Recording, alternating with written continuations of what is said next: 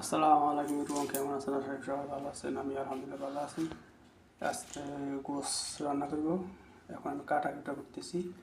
এই যে গোসের সাথে হাঁড়ি সরষে আনছি। তো সাথে থাকেন, দেখতে থাকেন। এই পেঁয়াজ কাটবো, তারপর দিয়ে দেবো, সাথে থাকেন।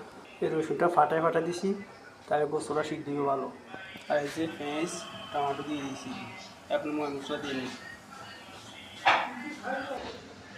আদা বাটা দিয়ে দিছি, এখন জিরা দিব। মাংসটা ম্যারিনেট করা শেষ, এখন বসাই দেবো চুলের উপর। আর এইবার সর্দিলে খাইতেই না, রংসা খাই, একদম সব রংসা ডাল দিতে দূর আর বেশি দিয়ে খেতেছি।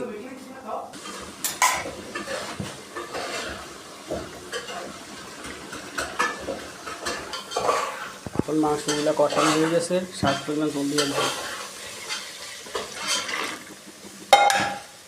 জল দিয়ে দিয়েছি, কিছুক্ষণ ডাকনা দিয়ে রাখবো।